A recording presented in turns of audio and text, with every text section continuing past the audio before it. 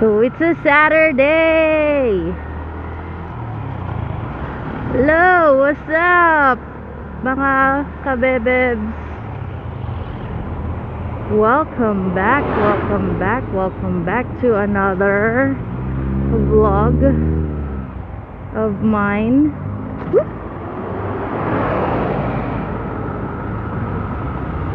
Nagbabalik ang inyong pabebeng rider, si Girl Motovlog. So, naghatid lang ako ng order mga paps. Bahagya. Dito sa Cubao. So, ngayon, what I'm doing is, I'm doing another test. Meron na naman pinapatunayan ng ate mo. So kasi, nag-review ako. May nakita akong audio setup ng ibang motovloggers. Ang gamit nila, headset ng cellphone. Okay? So, right now, yun yung paglalaruan ko. Yun yung paglalaruan ko on our Akaso camera. So,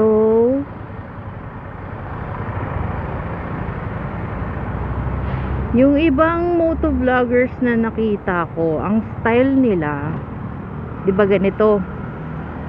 External mic using the cellphone headset.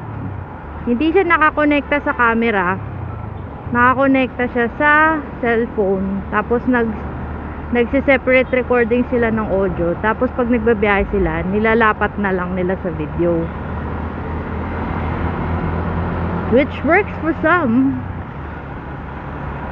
Kasi lalo na yung mga may headset na mamahalin, merong noise reduction.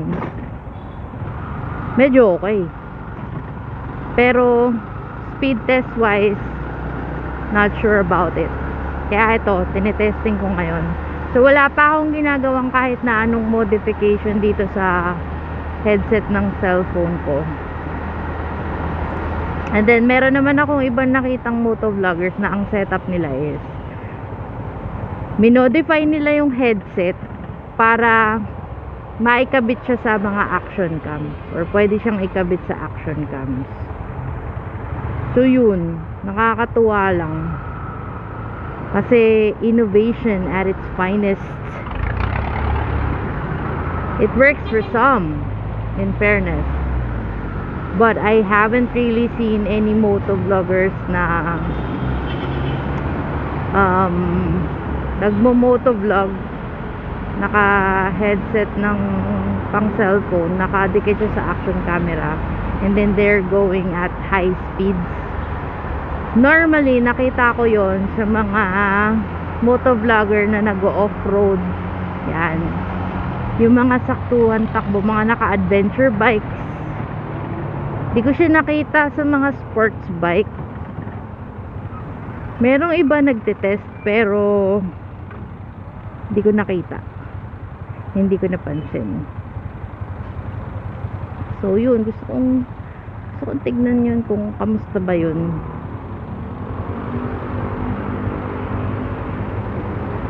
Tsaka isa pa, na-challenge talaga ako sa pag-build up ng audio nito ni Akaso V50X. Although I'm happy with the audio setup na ginawa ko.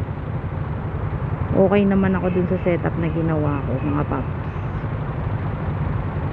Pero syempre, challenge yourself, ika nga. At higher speeds above 100, hindi na kinakaya ng mic modification ko. Talagang talagang ano na siya,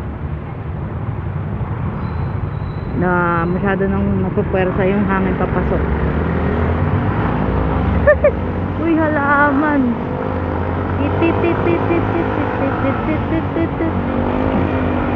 Sayang, may halaman.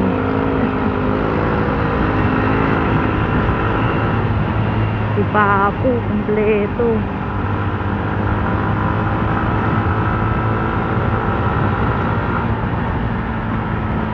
Kompletong kompleto.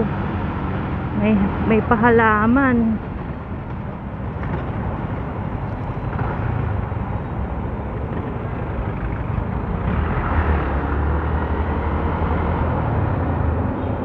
So gusto ko lang naman i-test.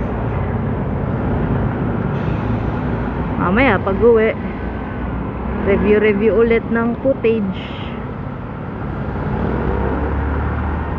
kung kamusta ba.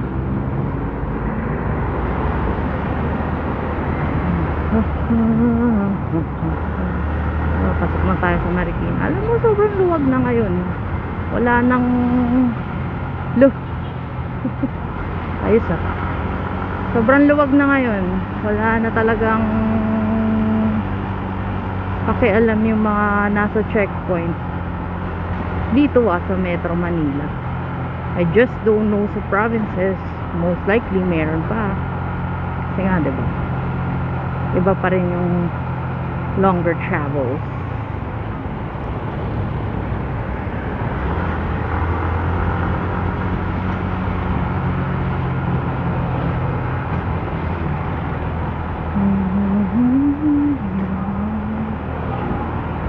Ang weird ng panahon. Ayoko ng ganitong panahon. Alam mo yung parang hindi mo ma-predict. Para siyang feelings ng babae. Yeah!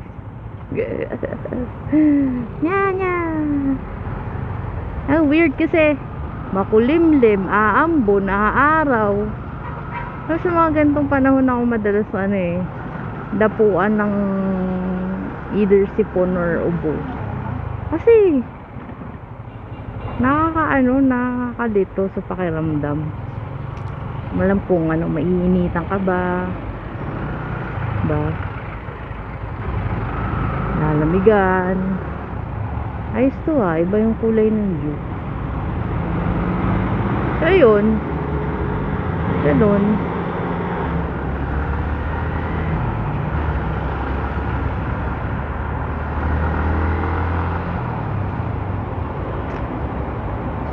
So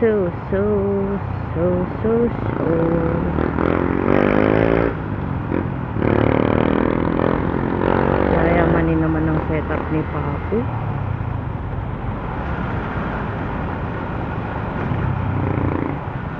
Alam mo, wala talaga sa motor yan nasa pag-maintain at pag-aalaga. Nasa master ng motor yan na nagdadala. Nox! Bilib na bilib ako sa mga motovlogger na utik yan. Bilib na bilib ako sa mga motovlogger na ganun, yung tuloy lang, kiber lang sa mga gamit, diba? Pero gumagawa ng paraan. Saludo ako sa mga ganung motovloggers, mga gumagamit ng cellphone nila.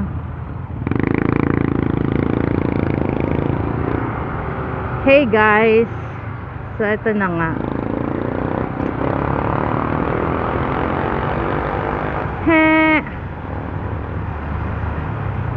ayun pa, papadikal pa ako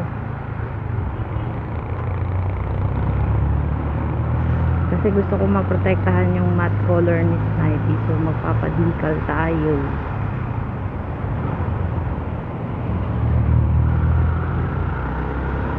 Decals. So trinay ko na to dati, yung paggamit ng headset ng cellphone. Ang napansin ko lang sa headset ko, rinig lahat ng external noises. Rinig si Snipey, ang cute. Pero yun nga, rinig din lahat. Kahit yung mga nagchichismisan sa tabi.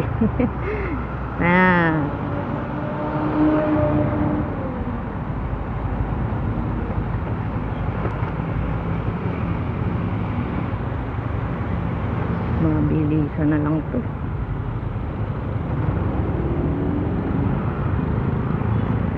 Bawal na naman. Uy.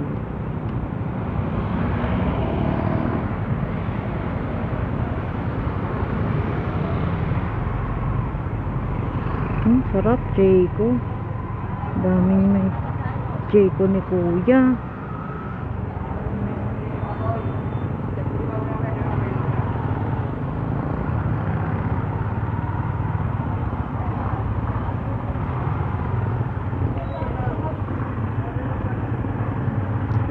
So pag mga ganitong takbuhan, okay yung headset for me, okay yung quality niya.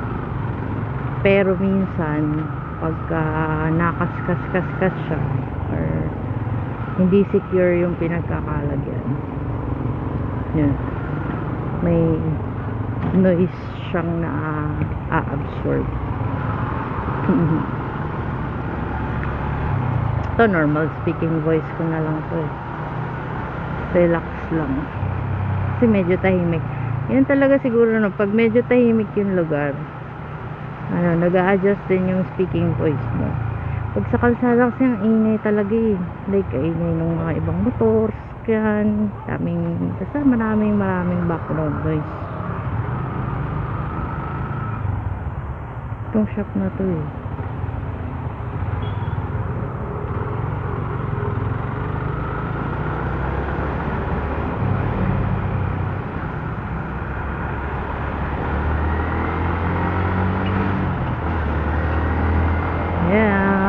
smooth lang ang biyahe natin ngayon. Pagbalik ko mag-work pa ako.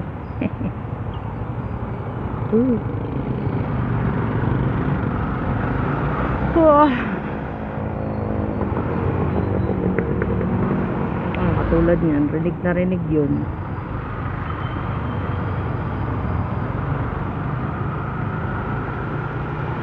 Nagugutom na pala ako. Naalala ko, nagugutom na ako.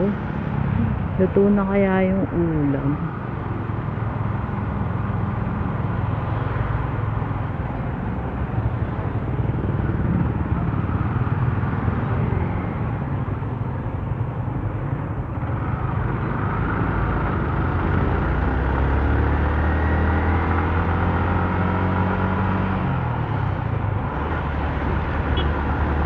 So sa mga nagtatanong dyan or mga nagsasabing, ma'am, bakit hindi mo ginagamit yung image stabilization? Sayang naman para ma-maximize yung ang tawag dito, yung features ni Akaso mo. Later on bubuksan ko yung image stabilization niya para makita nyo rin yung difference, kung yung difference ng pagka-wideness niya. Ako kasi prefer ko talaga super wide na view. Mamaya buksan natin.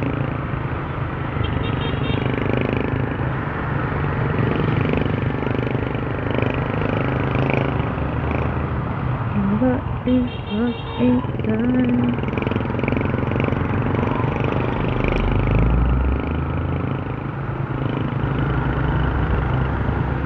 Ito.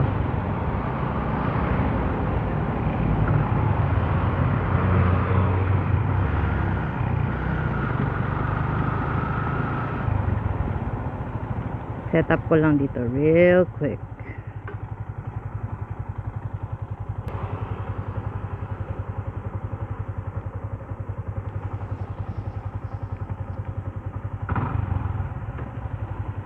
Let's rock.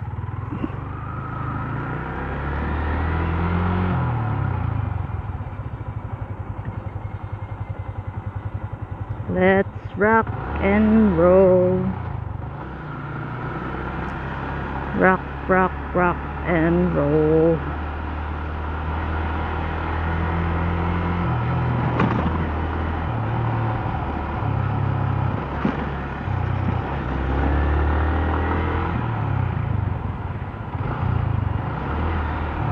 Let's rock and roll.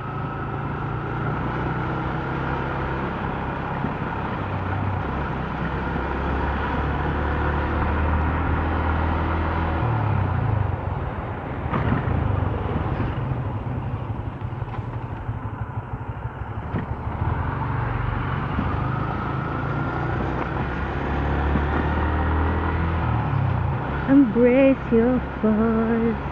Ano oras na ba?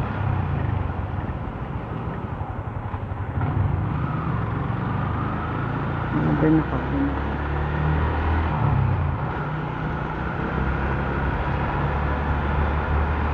Ang ikot na mabilis. Gutom na ako. Gusto ko pang umikot pero gutom na ako.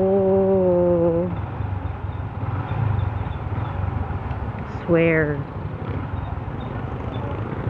And I swear that I'm living in the sky. No.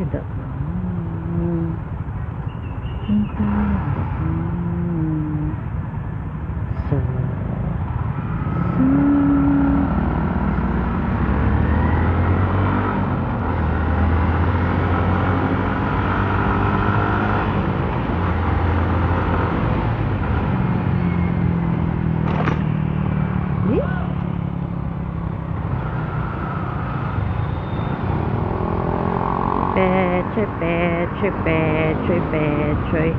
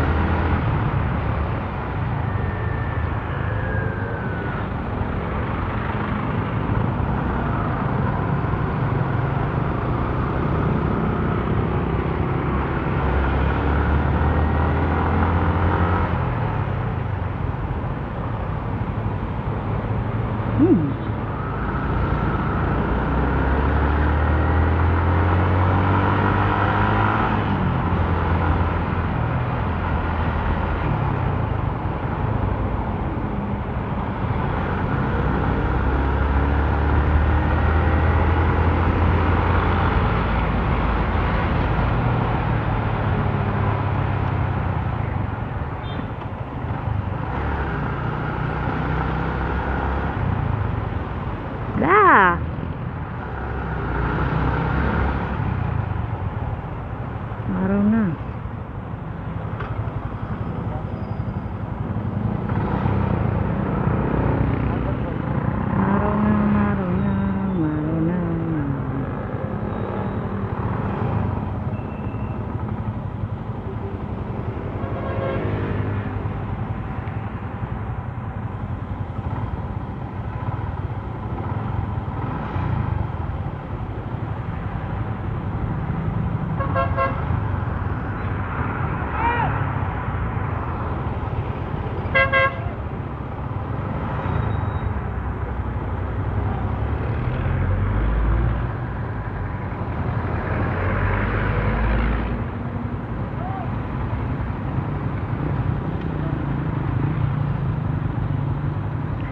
Pag diniretso ko yun, ang tagos ko, saan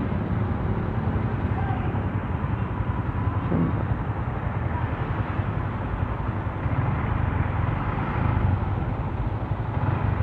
Saan nga ba tagos doon?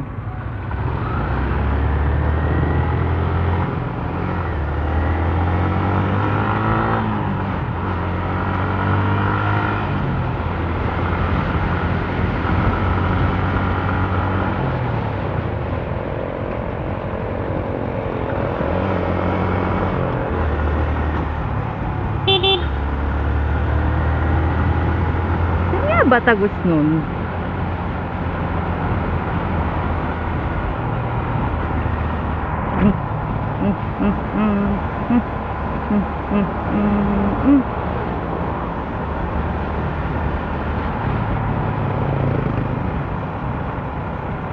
Hey, we're here.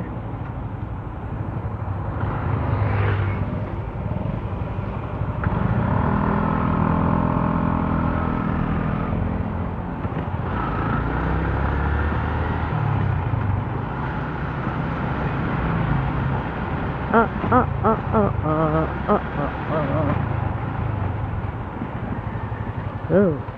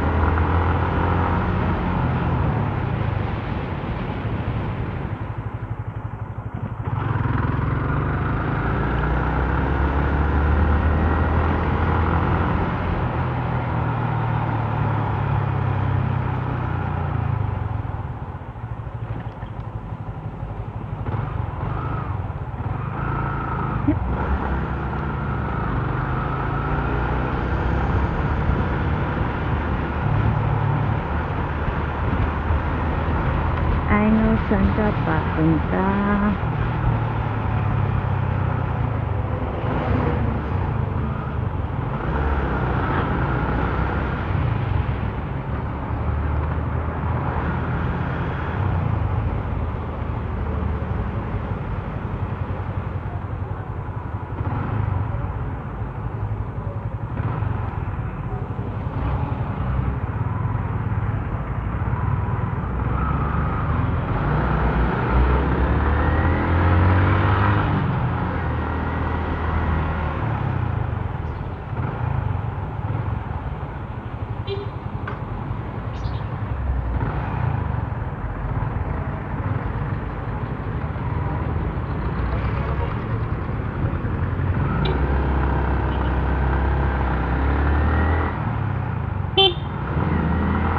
Ginagawa mo.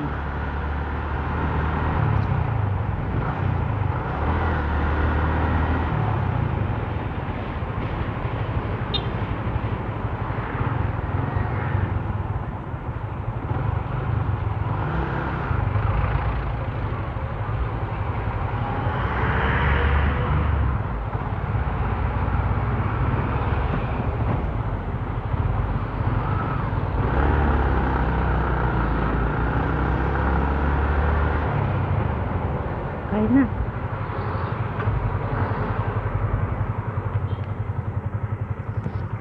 That concludes my test.